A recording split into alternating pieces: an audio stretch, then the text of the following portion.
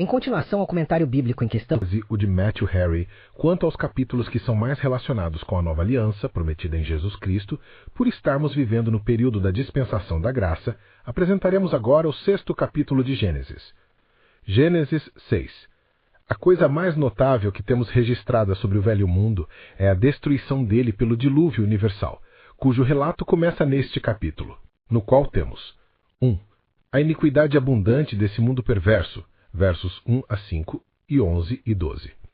2. O justo ressentimento do Deus justo por essa iniquidade abundante e sua santa resolução de puni-la, versos 6 e 7. 3. O favor especial de Deus a seu servo Noé. 1. No caráter dado a ele, versos 8 a 10. 2.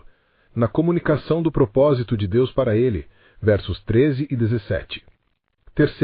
Nas instruções que ele lhe deu para fazer uma arca para sua própria segurança, versos 14 a 16.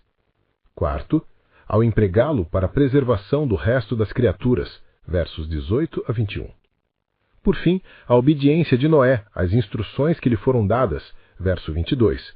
E isto a respeito do velho mundo está escrito para nossa advertência, para quem os fins do novo mundo chegaram. A depravação do mundo. Nós lemos em Gênesis 6, versos 1 e 2, o seguinte. Verso 1. Como se foram multiplicando os homens na terra e lhes nasceram filhas. 2. Vendo os filhos de Deus que as filhas dos homens eram formosas, tomaram para si mulheres, as que entre todas mais lhes agradaram. Para a glória da justiça de Deus e para alertar o mundo perverso, antes da história da ruína do velho mundo, temos um relato completo de sua degeneração, sua apostasia de Deus e rebelião contra ele. A destruição dela foi um ato não de soberania absoluta, mas de justiça necessária, para manter a honra do governo de Deus. Agora, aqui temos um relato de duas coisas que ocasionaram a maldade do velho mundo. 1. O aumento da humanidade. Os homens começaram a se multiplicar sobre a face da terra. Este foi o efeito da bênção, capítulo 1, verso 28, e ainda assim a corrupção do homem abusou e perverteu tanto esta bênção que se transformou em maldição. Assim, o pecado aproveita as misericórdias de Deus para ser o mais excessivamente pecaminoso. Provérbios 29, 16. Quando os ímpios se multiplicam, a transgressão aumenta. Quanto mais pecadores, mais pecado. E a multidão de ofensores encorajam os homens. As doenças infecciosas são mais destrutivas em cidades populosas, e o pecado é uma lepra que se espalha. Assim, na Igreja do Novo Testamento, quando o número dos discípulos foi multiplicado, surgiu um murmúrio, Atos 6:1, e lemos sobre uma nação que se multiplicou, não para o aumento de sua alegria, Isaías 9, verso 3. Numerosas famílias precisam ser bem governadas, para que não se tornem famílias perversas. 2. Casamentos mistos. Nós lemos no verso 2, os filhos de Deus, isto é, os professantes da religião, que foram chamados pelo nome do Senhor e invocados por esse nome, casaram-se com as filhas dos homens, isto é, aquelas que eram profanas e estranhas a Deus e à piedade. A posteridade de Sete não se manteve singular como deveria ter feito, tanto para a preservação de sua própria pureza, quanto para detestar a apostasia. Eles se misturaram com a raça excomungada de Caim. Eles tomaram para si esposas de todas as que escolheram. Mas o que havia de errado nesses casamentos? 1. Eles escolheram apenas pelo olho. Eles viram que eram belas e foi tudo o que olharam. 2. Eles seguiram a escolha que seus próprios afetos corruptos fizeram. Eles pegaram tudo o que escolheram, sem conselho e consideração. Mas o que provou ser tão ruim para eles foi que eles casaram com esposas estranhas. Estavam em julgo desigual com incrédulos. 2 Coríntios 6, verso 14. Isso foi proibido a Israel. Deuteronômio 7, versos 3 e 4. Foi a infeliz ocasião da apostasia de Salomão. 1 Reis 11, versos 1 a 4. E foi de más consequências para os judeus após seu retorno da Babilônia. Esdras 9, versos 1 e 2. Observe que os professantes de religião, ao se casarem com eles mesmos e com seus filhos, devem ter consciência de se manter dentro dos limites da profissão. Os maus mais cedo corromperão os bons do que os bons reformarão os maus. Aqueles que se professam filhos de Deus não devem se casar sem seu consentimento. o que eles não têm se unirem por afinidade com seus inimigos. Lemos no verso 3: Então disse o Senhor: O meu espírito não agirá para sempre no homem, pois este é carnal, e os seus dias serão 120 anos. Isso vem aqui como um sinal do descontentamento de Deus com aqueles que se casaram com esposas estranhas. Ele ameaça retirar deles seu espírito, a quem eles haviam entristecido por tais casamentos, ao contrário de suas convicções. As concupiscências carnais são frequentemente punidas com julgamentos espirituais, o mais grave de todos os julgamentos, ou como outra ocasião da grande maldade do velho mundo. O Espírito do Senhor, sendo provocado por sua resistência a seus movimentos, deixou de lutar com eles, e então toda a religião logo se perdeu entre eles. Isso ele os adverte, antes, para que não irritem ainda mais seu Espírito Santo, mas por suas orações possam mantê-lo com eles. Observe neste versículo. Primeiro, a resolução de Deus nem sempre é lutar com o homem por seu espírito. O Espírito então lutou pela pregação de Noé, 1 Pedro 3, versos 19 e 20, e por verificações internas, mas foi em vão com a maioria dos homens. Portanto, diz Deus, ele nem sempre se esforçará. Observe. Primeiro, o bendito Espírito luta com os pecadores pelas convicções e admoestações de consciência, para desviá-los do pecado para Deus. Segundo, se o Espírito foi resistido, extinto e combatido, embora ele lute por muito tempo, ele não lutará sempre. Oséias 4, verso 17. Terceiro, aqueles por quem o Espírito da graça deixou de lutar estão amadurecendo rapidamente para a ruína. Em segundo lugar, a razão desta resolução, pois o homem também é carne, isto é, incuravelmente corrupto, carnal e sensual, de modo que é trabalho perdido lutar com ele. O etíope pode mudar de pele? Ele também, isto é, todos, tanto um quanto o outro, todos eles afundaram na lama da carne. Observe, é a natureza corrupta e a inclinação da alma para a carne que se opõe aos esforços do Espírito e os tornam ineficazes. Quando um pecador aderiu por muito tempo a esse interesse e ficou do lado da carne contra o Espírito justamente retira seu arbítrio e não se esforça mais. Ninguém perde os esforços do Espírito, exceto aqueles que primeiro os perderam. Em terceiro lugar, uma prorrogação concedida. Não obstante, ainda assim os seus dias serão 120 anos. Por tanto tempo adiarei o julgamento que eles merecem, e lhes darei espaço para evitá-lo por meio do seu arrependimento e reforma. A justiça disse, corte-os, mas a misericórdia intercedeu. Senhor, deixe-os em paz também este ano.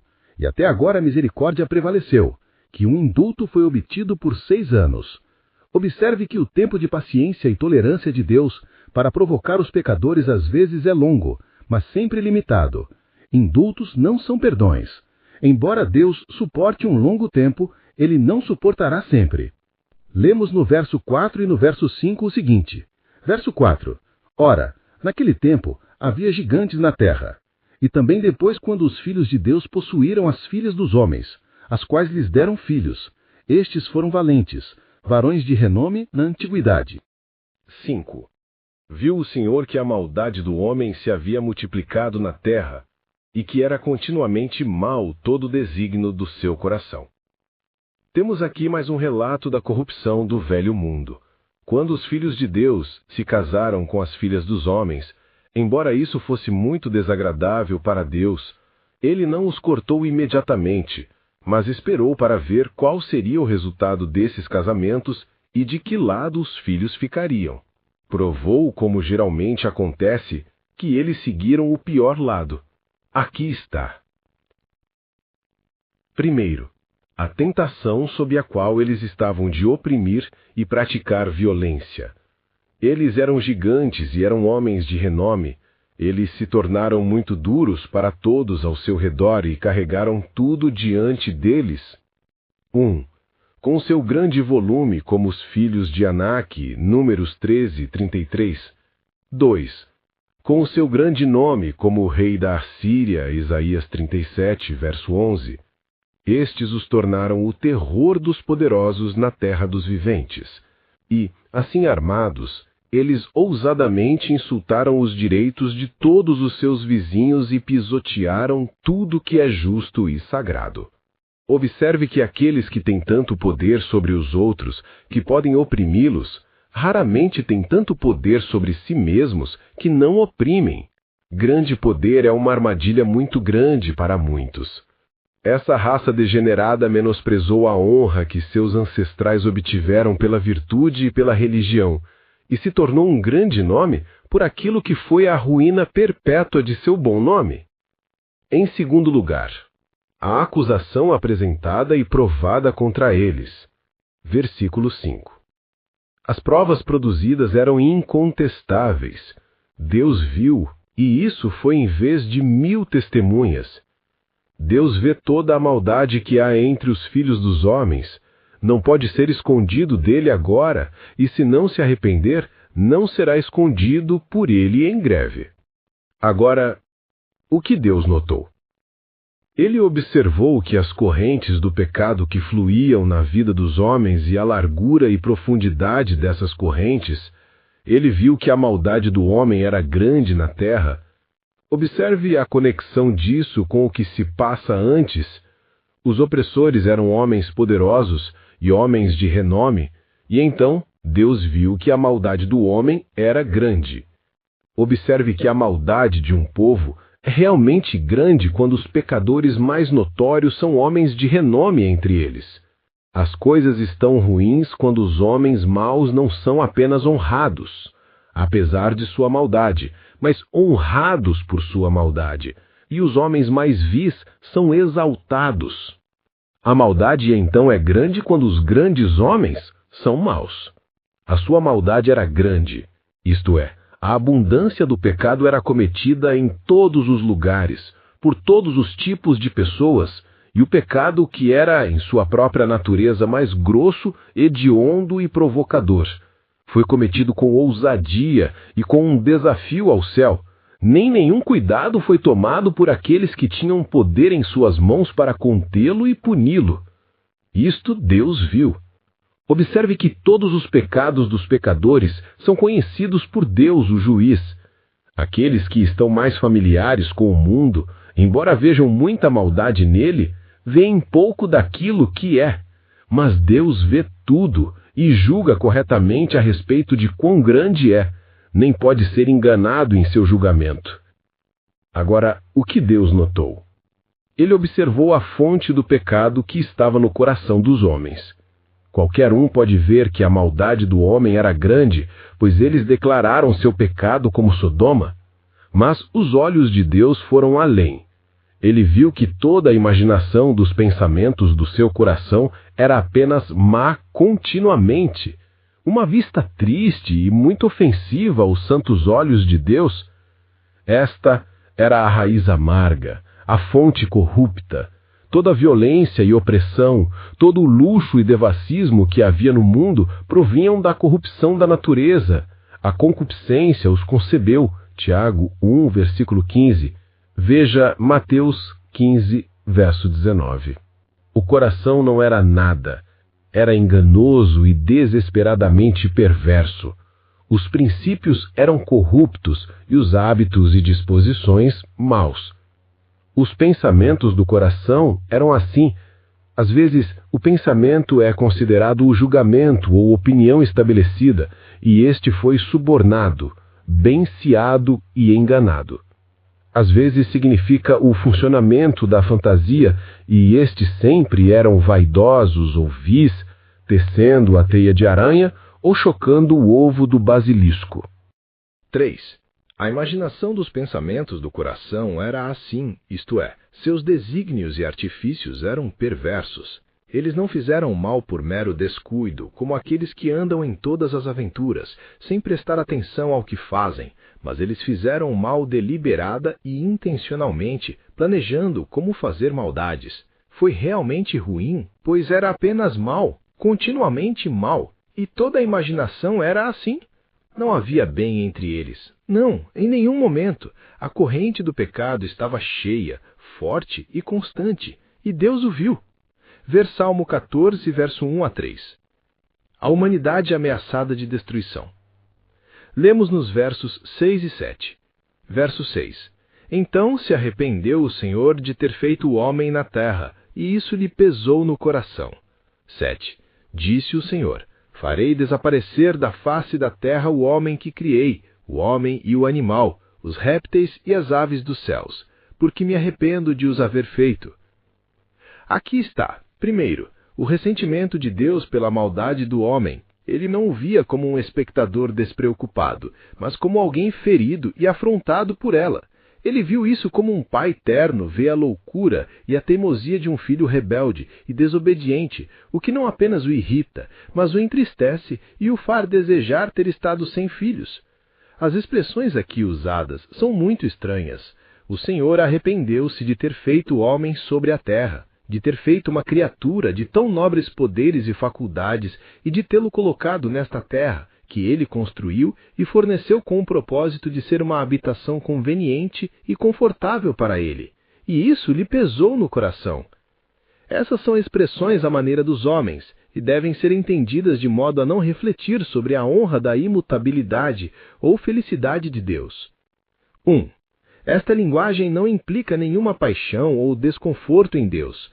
Nada pode criar perturbação para a mente eterna, mas expressa seu justo e santo desagrado contra o pecado e os pecadores, contra o pecado como odioso à sua santidade, e contra os pecadores como odiosos para a sua justiça.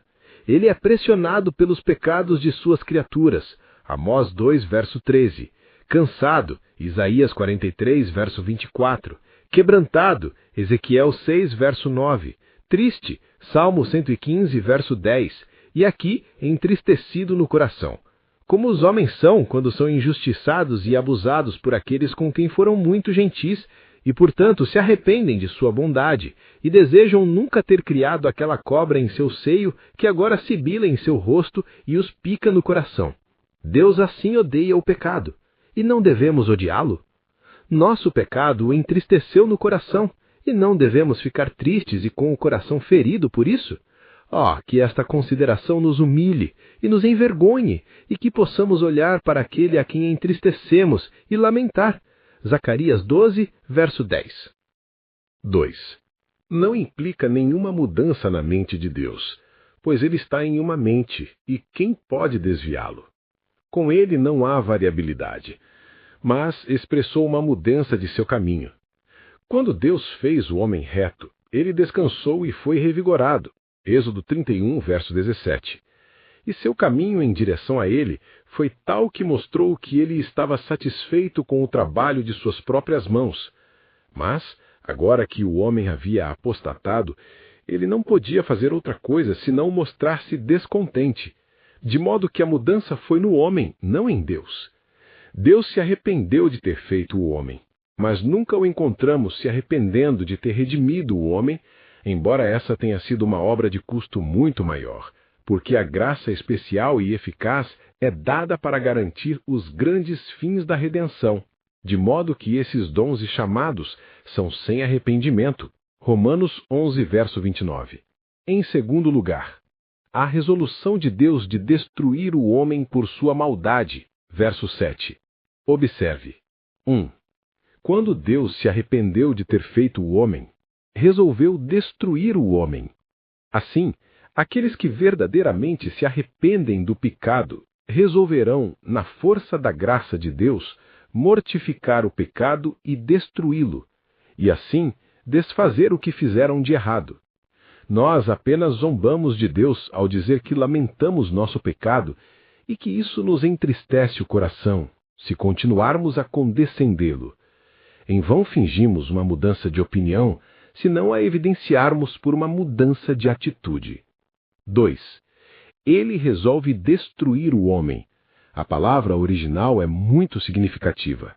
Vou varrer o homem da terra, alguns, como sujeira ou imundície. É limpa de um lugar que deveria estar limpo e é jogada no monturo, o lugar apropriado para isso. Ver 2 Reis 21, verso 13. Aqueles que são as manchas dos lugares em que vivem são justamente eliminados pelos julgamentos de Deus. Apagarei o homem da terra, assim como outros, como as linhas que desagradam ao autor, são apagadas de um livro, ou como o nome de um cidadão é apagado dos registros dos homens livres, quando ele morre ou perde seus direitos. Ele fala do homem como sua própria criatura, mesmo quando ele resolve sua ruína. O homem que eu criei. Embora eu tenha criado, isso não o desculpará. Isaías 27, verso 11. Aquele que o fez, não o salvará. Aquele que é nosso Criador, se não for nosso governante, será nosso destruidor. Ou, porque eu o criei, e ele tem sido tão desrespeitoso e ingrato com seu Criador, portanto eu o destruirei. Perdem as vidas aqueles que não respondem ao fim de sua vida. Até mesmo as criaturas brutas deveriam estar envolvidas nessa destruição. Bestas, coisas rastejantes e aves do ar. Estes foram feitos para o homem, e portanto devem ser destruídos com o homem. Pois segue. Arrependo-me de tê-los feito. Pois o fim de sua criação também foi frustrado. Eles foram feitos para que o homem pudesse servir e honrar a Deus com eles, e portanto foram destruídos porque ele os serviu com suas concupiscências e os sujeitou à vaidade. Deus tomou essa resolução a respeito do homem depois que seu espírito havia lutado com ele por muito tempo em vão. Ninguém é arruinado pela justiça de Deus, exceto aqueles que odeiam ser reformados pela graça de Deus. Lemos nos versos 8 a 10. Verso 8. Porém Noé achou graça diante do Senhor. 9. Eis a história de Noé. Noé era homem justo e íntegro entre seus contemporâneos. Noé andava com Deus. 10. Gerou 3 filhos, Sem, Cã e Jafé. Temos aqui Noé distinguido do resto do mundo e uma marca peculiar de honra colocada sobre ele. 1. Quando Deus estava descontente com o resto do mundo, ele favoreceu Noé. Mas Noé achou graça aos olhos do Senhor. Verso 8.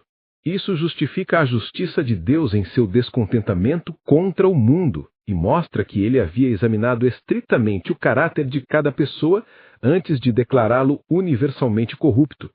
Pois, havendo um bom homem, ele o descobriu e sorriu para ele. Isso também amplia a graça de Deus para Noé, que ele foi feito um vaso de misericórdia de Deus quando a toda a humanidade se tornou a geração de sua ira. Favores distintivos trazem obrigações peculiarmente fortes. Provavelmente Noé não achou favor aos olhos dos homens. Eles odiavam e perseguiam Noé, porque tanto por sua vida quanto por sua pregação, ele condenava o mundo. Mas achou graça aos olhos do Senhor, e isso era honra e conforto suficientes. Deus deu mais importância a Noé do que a todo o mundo, e isso o tornou maior e mais trutamente honrado do que todos os gigantes que existiam naqueles dias, que se tornaram homens maiores e homens de renome. Que este seja o ápice de nossa ambição, encontrar graça aos olhos do Senhor. Aqui vamos trabalhar, que, presentes ou ausentes, possamos ser aceitos por Ele. 2 Coríntios 5, verso 9. Aqueles são altamente favorecidos a quem Deus favorece. 2. Quando o resto do mundo era corrupto e ímpio, Noé manteve sua integridade. Estas são as gerações de Noé. Este é o relato que temos dele. Noé era homem justo e íntegro entre seus contemporâneos. Noé andava com Deus. Este caráter de Noé também entra aqui. 1. Como a razão do favor de Deus para ele. Sua piedade singular o qualificou para sinais singulares da bondade de Deus. Aqueles que encontrarem graça aos olhos do Senhor devem ser como Noé foi e fazer como Noé fez. Deus ama aqueles que o amam. Ou, porque ele o criou e ele tem sido tão desrespeitoso e ingrato com seu Criador, portanto eu o destruirei. Perdem suas vidas aqueles que não respondem ao fim de sua vida. Esta é a interpretação de Joséfo, em Antiquidades. 1. Noé era um homem justo, isto é, justificado diante de Deus pela fé na semente prometida, porque ele era herdeiro da justiça que é pela fé. Hebreus 11, 7. Ele foi santificado e teve princípios e disposições corretos implantados nele.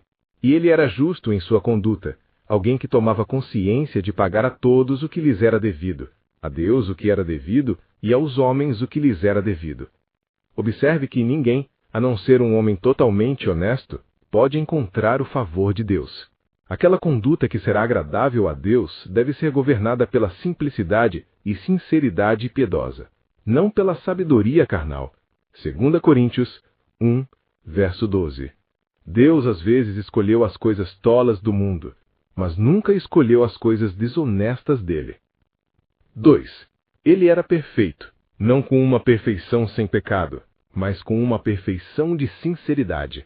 E é bom para nós que, em virtude do pacto da graça, com base na justiça de Cristo, a sinceridade seja aceita como nossa perfeição do Evangelho. 3. Ele andou com Deus, como Enoque havia feito antes dele. Ele não era apenas honesto, mas devoto. Ele andou, isto é, ele agiu com Deus como alguém sempre sob seus olhos. Ele viveu uma vida de comunhão com Deus. Era seu cuidado constante conformar-se à vontade de Deus, agradá-lo e aprovar-se a ele. Observe que Deus olha com um olhar de favor para aqueles que sinceramente olham para ele com um olhar de fé. Mas, 4. O que coroa seu caráter é que assim ele era, e assim ele agiu em sua geração, naquela era corrupta e degenerada em que sua sorte foi lançada.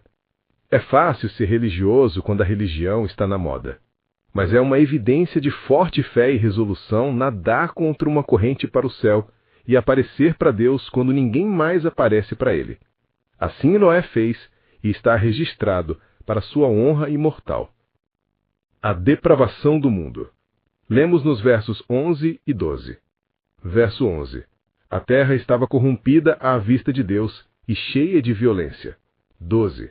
Viu Deus a terra, e eis que estava corrompida, porque todo ser vivente havia corrompido seu caminho na terra. A maldade daquela geração é mencionada aqui novamente, como uma folha para a piedade de Noé. Ele era justo e perfeito quando toda a terra estava corrompida, ou como uma justificação adicional da resolução de Deus de destruir o mundo, que ele estava prestes a comunicar a seu servo, Noé. 1. Todos os tipos de pecado foram encontrados entre eles, pois é dito, verso 11, que a terra estava 1. Corrompida diante de Deus, isto é, nas questões da adoração de Deus. Ou eles tinham outros deuses diante dele, ou adoravam por imagens, ou eram corruptos e perversos em despeito e desprezo a Deus, desafiando um face a face. 2. A terra também estava cheia de violência e injustiça para com os homens. Não havia ordem nem governo regular. Nenhum homem estava seguro na posição daquilo a que tinha o direito mais claro e incontestável. Não, nem a vida mais inocente. Não havia nada além de mortes, reipos e rapina. Observe que a maldade, como é a vergonha da natureza humana, é a ruína da sociedade humana. Tire a consciência e o temor de Deus, e os homens se tornam bestas e demônios uns para os outros, como os peixes do mar, onde o maior devora o menor. A maldade enche a terra de violência, e assim transforma o mundo em um deserto. 2.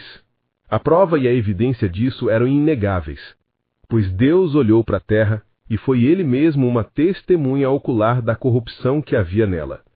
O justo juiz em todos os seus julgamentos procede da certeza infalível de sua onisciência. Salmo 33, verso 13. 3. O que mais agravou o assunto foi a disseminação universal do contágio. Toda a carne havia corrompido seu caminho. Não eram algumas nações ou cidades em particular que eram assim perversas, mas todo o mundo de humanidade era assim. Não havia ninguém que fizesse o bem. Não, ninguém, além de Noé. Observe que a maldade, como é a vergonha da natureza humana, é a ruína da sociedade humana. Tire a consciência e o temor de Deus, e os homens se tornam bestas e demônios uns para os outros, como os peixes do mar, onde o maior devora o menor. A maldade enche a terra com violência, e assim transforma o mundo em um deserto. 2. A prova e a evidência disso eram inegáveis, pois Deus olhou para a terra e foi ele mesmo uma testemunha ocular da corrupção que havia nela. O justo juiz em todos os seus julgamentos procede da certeza infalível de sua própria onisciência. Salmo 33, verso 13. 3. O que mais agravou o assunto foi a disseminação universal do contágio. Toda a carne havia corrompido seu caminho. Não eram algumas nações ou cidades em particular que eram assim perversas, mas todo o mundo da humanidade era assim. Não houve ninguém que fizesse o bem. Não, ninguém além de Noé. Observe que, quando a maldade se tornou geral e universal, a ruína não está longe. Enquanto houver um remanescente de pessoas que oram em uma nação para esvaziar a medida da iniquidade à medida que ela enche, os julgamentos podem ser evitados por um longo tempo. Mas quando todas as mãos estão trabalhando para derrubar as cercas pelo pecado e ninguém fica na brecha para compensar a brecha, o que se pode esperar senão uma inundação de ira? Previsão do dilúvio. Lemos nos versos 13 a 21 o seguinte. Verso 13. Então disse Deus a Noé: resolvi dar cabo de toda a carne, porque a terra está cheia da violência dos homens. Eis que os farei perecer juntamente com a terra. 14. Faze uma arca de tábuas de cipreste. Nela farás compartimentos e a calafetarás com betume por dentro e por fora. 15. Deste modo a farás. De 300 côvados será o comprimento, de 50 a largura, e a altura de 30. 16. Farás ao seu redor uma abertura de 1 côvado de altura. A porta da arca colocarás lateralmente. Farás pavimentos na arca, um embaixo, um segundo e um terceiro. Porque estou para derramar águas em dilúvio sobre a terra, para consumir toda a carne em que há fôlego de vida debaixo dos céus. Tudo o que há na terra perecerá. Contigo, porém, estabelecerei a minha aliança. Entrarás na arca, tu e teus filhos, e tua mulher e as mulheres de teus filhos. De tudo o que vive, de toda a carne, 2 de cada espécie, macho e fêmea, farás entrar na arca, para os conservares vivos contigo. Das aves, segundo as suas espécies, do gado, segundo as suas espécies, de todo réptil da terra, segundo as suas espécies, 2 de cada espécie virão a ti, para os conservares em vida. Leva contigo de tudo o que se come, ajunta-o contigo, ser-te-á para alimento, a ti e a eles. Aqui aparece de fato que Noé achou graça aos olhos do Senhor. O favor de Deus para com ele foi claramente insinuado no que ele disse sobre ele, versos 8 a 10, onde seu nome é mencionado 5 vezes em 5 linhas, quando uma vez poderia ter servido para esclarecer o sentido, como se o Espírito Santo tivesse prazer em perpetuar sua memória. Mas aparece muito mais no que ele diz a ele nesses versículos, as informações e instruções aqui dadas a ele. Primeiro, Deus aqui faz de Noé o homem de seu conselho, comunicando-lhe seu propósito de destruir este mundo perverso pela água. Como depois ele disse a Abraão sua resolução a respeito de Sodoma, capítulo 18, verso 17, devo me esconder de Abraão?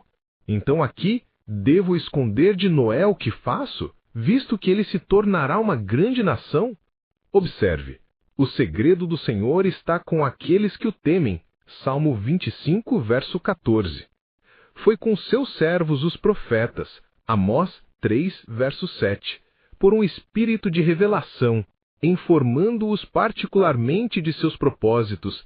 Está com todos os crentes por um espírito de sabedoria e fé, capacitando-os a entender e aplicar as declarações gerais da palavra escrita e as advertências ali dadas.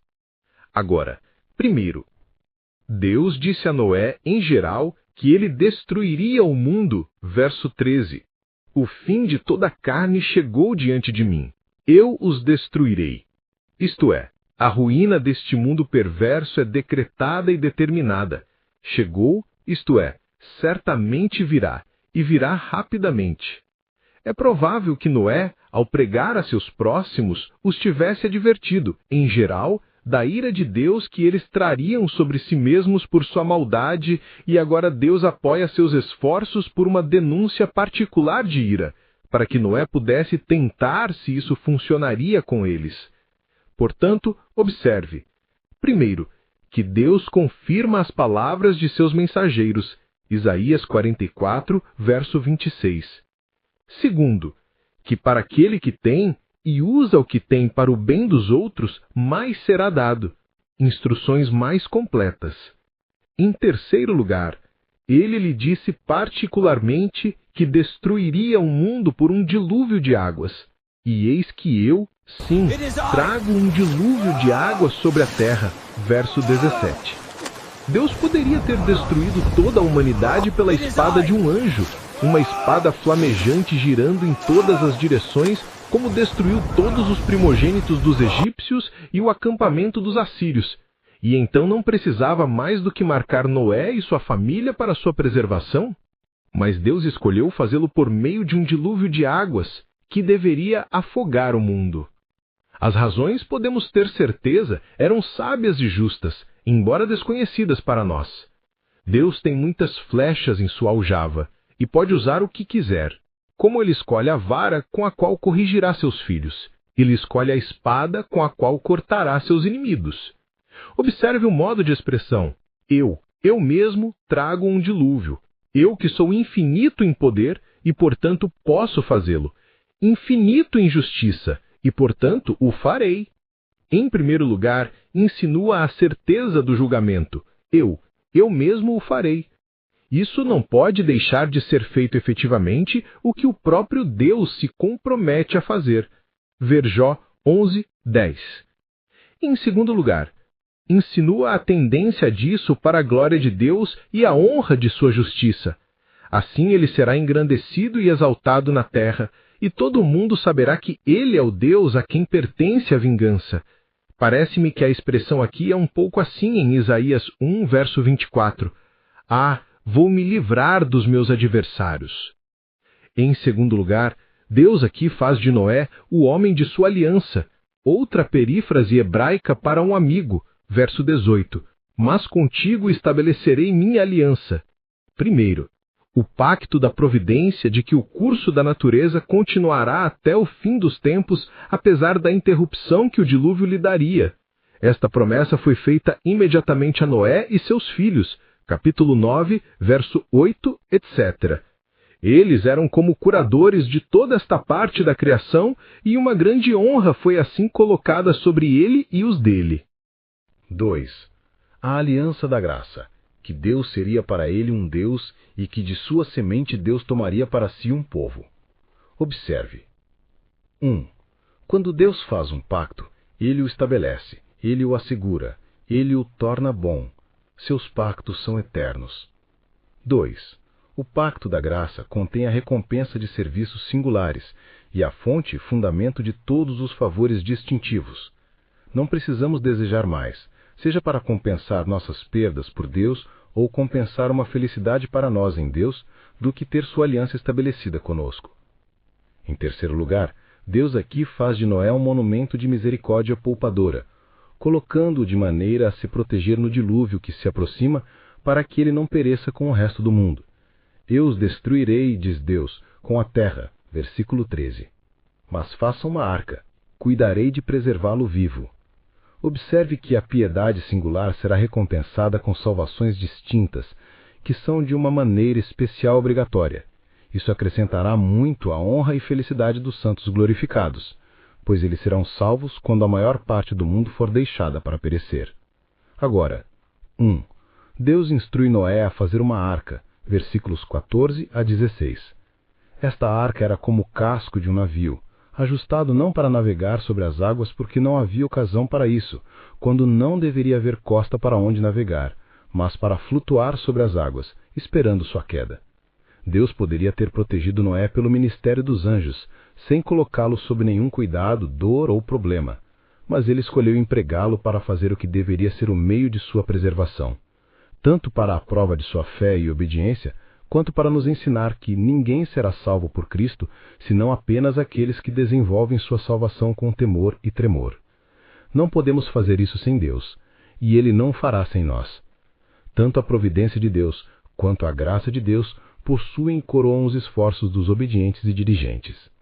Deus lhe deu instruções muito particulares a respeito deste edifício, que não poderia deixar de ser admiravelmente adequado para o propósito quando a própria sabedoria infinita era o arquiteto.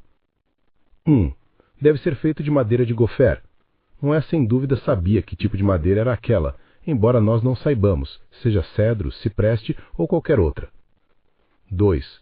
Ele deve fazê-lo 3 andares de altura por dentro. 3. Ele deve dividi-lo em cabines, com divisórias, lugares adequados para os vários tipos de criaturas, de modo a não perder espaço. 4. As dimensões exatas foram dadas a ele para que ele pudesse torná-lo proporcional e ter espaço suficiente para responder à intenção e nada mais. Observe que aqueles que trabalham para Deus devem tomar suas medidas dele e observá-las cuidadosamente. Observe além disso que é adequado que aquele que nos designa nossa habitação deve fixar os seus limites. 5. Ele deve betumá-lo dentro e fora. Por fora, para afastar a chuva e impedir que a água penetre. Por dentro, para tirar o mau cheiro dos animais quando mantidos por perto. Observe, Deus não manda pintar, mas betumar. Se Deus nos dá habitações que são seguras, quentes e saudáveis, somos obrigados a ser gratos, ainda que não sejam magníficas ou agradáveis. 6. E ele deve fazer uma pequena janela no topo para deixar entrar a luz. E alguns pensam que através dessa janela ele possa contemplar as desolações que serão feitas na terra. 7. Ele deve fazer uma porta ao lado dela, pela qual entrar e sair. 2. Deus promete a Noé que ele e os seus serão preservados vivos na arca, verso 18. Tu entrarás na arca. Observe que o que fazemos em obediência a Deus, provavelmente teremos o conforto e o benefício. Se fores sábio, serás sábio para ti mesmo. Nem ele mesmo foi salvo apenas na arca, mas sua esposa, seus filhos e as esposas de seus filhos. Observe. 1. O cuidado de bons pais. Eles são solícitos não apenas por sua própria salvação, mas pela salvação de suas famílias e especialmente de seus filhos. 2. A felicidade daqueles filhos que têm pais piedosos. A piedade de seus pais geralmente lhes proporciona a salvação temporal, como aqui, e os promove no caminho para a salvação eterna se eles usarem o benefício disso. 3. Deus aqui faz de Noé uma grande bênção para o mundo, e aqui o torna um tipo eminente do Messias, embora não o próprio Messias, como seus pais esperavam. Capítulo 5, verso 29. 1. Deus fez dele um pregador para os homens daquela geração. Como vigia, ele recebeu a palavra da boca de Deus, para que pudesse avisá-los. Ezequiel 3,17. Assim, enquanto a longanimidade de Deus esperava por seu espírito em Noé, ele pregou ao mundo antigo, que, quando Pedro escreveu, eram espíritos em prisão. 1 Pedro 3, versos 18 a 20. E aqui ele era um tipo de Cristo que, numa terra e época em que toda a carne havia corrompido o seu caminho, pregou o arrependimento e advertiu os homens sobre um dilúvio de ira que se aproximava. 2. Deus fez dele um salvador para as criaturas inferiores, para impedir que os vários tipos deles perecessem e se perdessem no dilúvio. Versos 19 a 21. Esta foi uma grande honra colocada sobre ele, que não apenas nele a raça da humanidade deveria ser mantida, e que dele deveria proceder um novo mundo, a igreja, a alma do mundo, e o Messias, a cabeça dessa igreja, mas que ele deveria ser instrumental para preservar as criaturas inferiores, e assim a humanidade deveria nele adquirir um novo título para eles e seu serviço. 1. E ele deveria fornecer abrigo para eles, para que não se afogassem. 2 de cada tipo, macho e fêmea, ele deve levar consigo para a arca. E para que ele não tenha nenhuma dificuldade em reuni-los e colocá-los, Deus promete, verso 20, que eles virão por sua própria vontade a ele. Aquele que faz o boi conhecer seu dono e seu berço, então fez conhecer seu preservador e sua arca. 2. Ele deveria fornecer sustento para eles, para que não passassem fome, versos 21. Ele deve abastecer seu navio acordado ao número de sua tripulação, aquela grande família da qual ele agora estava encarregado e acordo ao tempo designado para seu confinamento. Aqui também ele era um tipo de Cristo que, a quem é devido que o mundo exista, por quem todas as coisas existem e que preserva a humanidade de ser totalmente cortada e arruinada pelo pecado. Nele, a semente santa é salva com vida, e a criação resgatada da vaidade sobre a qual geme. Noé salvou aqueles a quem ele deveria governar, assim como Cristo, Hebreus 5, verso 9. E no verso 22, lemos: Assim fez Noé, consoante a tudo o que Deus lhe ordenara. O cuidado e a diligência de Noé na construção da arca podem ser considerados: 1. como efeito de sua fé na palavra de Deus. Deus lhe disse que em breve afogaria o mundo. Ele acreditou, temeu a ameaça do dilúvio e, com esse medo, preparou a arca. Observe que devemos misturar fé com a revelação que Deus fez de sua ira contra toda a impiedade e injustiça dos homens. As ameaças da palavra não são alarmes falsos. Muito poderia ter sido contestado contra a credibilidade deste aviso dado a Noé. Quem poderia acreditar que o Deus sábio que fez o mundo deveria desfazê-lo tão cedo? Que aquele que tirou as águas da terra seca, capítulo 1, versos 9 e 10, deve levá-las a cobri-la novamente? Como isso seria reconciliado com a misericórdia de Deus que está sobre todas as suas obras? Especialmente que as criaturas inocentes devem morrer pelo pecado do homem? De onde poderia ser obtida água suficiente para inundar o mundo? E, se for assim, por que deveria ser noticiado apenas a Noé?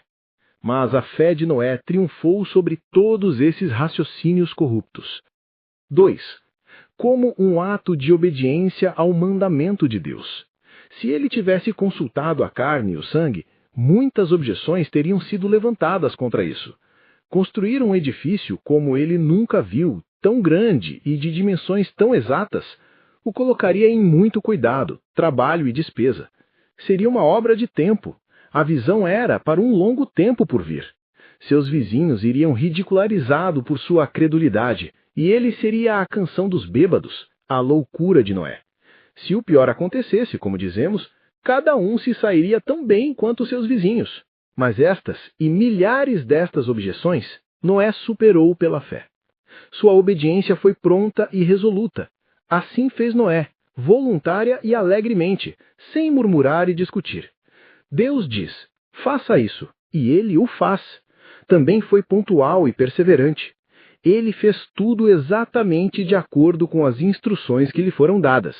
E, tendo começado a construir, não parou até terminar. Ele, e nós também, devemos fazer. 3. Como um exemplo de sabedoria para si mesmo, para prover sua própria segurança. Ele temeu o dilúvio e, portanto, preparou a arca. Observe que, quando Deus avisa sobre os julgamentos que se aproximam, é nossa sabedoria e dever provê-los de acordo. Veja Êxodo 9, versos 20 e 21, e Ezequiel 3, versos 18. Devemos nos preparar para encontrar o Senhor em seus julgamentos na terra, fugir para o seu nome como uma torre forte, Provérbios 18, verso 10. Entrar em nossas câmaras, Isaías 26, versos 20 e 21. Especialmente nos preparar para encontrá-lo na morte e no julgamento do grande dia, construindo sobre Cristo, a rocha, Mateus 7, verso 24, entrando em Cristo, a arca. 4. Com o objetivo de advertir um mundo descuidado, e foi um aviso justo da chegada do dilúvio. Cada golpe de seus machados e martelos era um chamado ao arrependimento, um chamado para que também preparassem arcas. Mas visto que por ela não pôde convencer o mundo, por ela condenou o mundo. Hebreus 11, verso 7.